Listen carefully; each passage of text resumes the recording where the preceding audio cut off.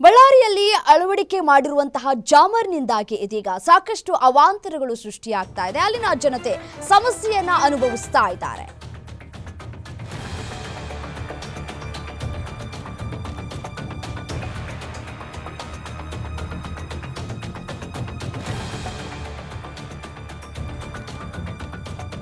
ಬಳ್ಳಾರಿಯಲ್ಲಿ jammer ತಲೆನೋವನ್ನ ತಂದಿಟ್ಟಿದೆ. Ballari jail ಹತ್ರ ಹೋದ್ರೆ ಫೋನ್ ನಾಟ್ ರೀಚಬಲ್ ಬರುತ್ತೆ.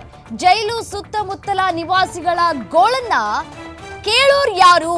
ಜಾಮರ್ ದುರಸ್ತಿ ಬಳಿಕ ಸಮಸ್ಯೆಗಳು ಕೂಡ ಎದುರಾಗ್ತಾ ಇದೆ. ನಗರದ ಹೃದಯ ಭಾಗದಲ್ಲಿರುವಂತಹ ಸೆಂಟ್ರಲ್ ಜೈಲ್ ದುರಸ್ತಿಯಲ್ಲಿ ಇದ್ದಂತಹ 10 ಜಾಮರ್ಗಳ ರಿಪೇರಿ ಮಾಡಲಾಗಿದೆ. 2G ಇಂದ ಇದೀಗ 4Gಗೆ ಅಪ್ಡೇಟ್ ಕೂಡ ಮಾಡಲಾಗಿದೆ. ಆ ಬಳಿಕ ಇದೀಗ ಸ್ಥಳೀಯರಿಗೆ ಸಮಸ್ಯೆಗಳ ಮೇಲೆ ಸಮಸ್ಯೆಗಳು ಕಾಡ್ತಾ ಇದೆ. ಜೈಲು ಸುತ್ತಮುತ್ತ ಅಂದ್ರೆ 2 ಕಿಲೋಮೀಟರ್ ವರೆಗೂ ಕೂಡ ಕೆಲಸವನ್ನ ಮಾಡುತ್ತೆ ಈ ಒಂದು ಜಾಮರ್. ಬಳ್ಳಾರಿ ಜೈಲಿಗೆ ನಟ ದರ್ಶನ್ ಶಿಫ್ಟ್ ಮಾಡಿದ ಬಳಿಕ ಜಾಮರ್ ಅಪ್ಡೇಟ್ ಅನ್ನ ಮಾಡಲಾಯಿತು.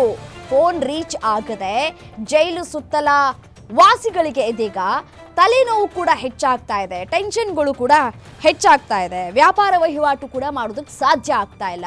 ಸುತ್ತಮುತ್ತಲಿನ 2 ಪ್ರದೇಶಗಳಿಗೆ ಅಂದ್ರೆ 2 ಕಿಲೋಮೀಟರ್ ಇರುವಂತಹ ಪ್ರದೇಶಗಳಿಗೆ ಸಾಕಷ್ಟು ತೊಂದರೆಗಳು ಕೂಡ ಆಗ್ತಾ ಇದೆ ಅಂತ ಹೇಳಿ ಸಾಕಷ್ಟು ಕಂಪ್ಲೇಂಟ್ಗಳು ಕೂಡ ಬರ್ತಾ ಇದೆ. ಬಳ್ಳಾರಿ ಕಾರಾಗೃಹದಲ್ಲಿ 10 ಜಾಮರ್ಗಳನ್ನ ಈಗ ಅಳವಡಿಕೆ ಮಾಡಲಾಗಿದೆ. ಫ್ರೀಕ್ವೆನ್ಸಿ ಕಡಿಮೆ ಮಾಡಿದ್ರೂ ಕೂಡ ಯಾವುದೇ ರೀತಿಯಾದಂತಹ ಪ್ರಯೋಜನ ಆಗಿಲ್ಲ ಅಂತ ಹೇಳಿ ಅಲ್ಲಿನ ಜನತೆ ಹೇಳ್ತಾ ಇದ್ದಾರೆ. ಕೇಂದ್ರ ಕಾರಾಗೃಹದ ಕೈದಿಗಳ ಮೊಬೈಲ್ ಬಳಕೆಯನ್ನ ನಿಯಂತ್ರಣ ಮಾಡೋದಕ್ಕೆ ಅಂತ ಹೇಳಿ ಈ ಒಂದು ಜಾಮರ್ನನ್ನ ಅಳವಡಿಕೆ ಕೂಡ ಮಾಡಲಾಗಿತ್ತು. 2G ಇತ್ತು ಮುಂಚೆ, ಈಗ 4Gಗೆ ಅಪ್ಡೇಟ್ ಮಾಡಲಾಗಿದೆ.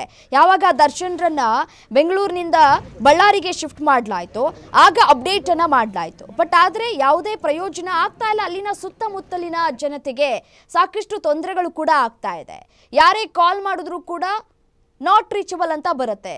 ಅಥವಾ ಏನಾದರೂ ವ್ಯಾಪಾರ ವಹಿವಾಟು ಕೂಡ ಮಾಡೋಣ ಅಂತಂದರೆ ಯಾವುದೇ ನೆಟ್ವರ್ಕ್ಗಳು ಕೂಡ ಸಿಗ್ತಾ ಇಲ್ಲ ಅಂತ ಹೇಳಿ ಆ ಭಾಗದ ಜನರು ಇದೀಗ ಅಳಲನ್ನ ತೋಡ್ಕೊಳ್ತಾ ಇದ್ದಾರೆ.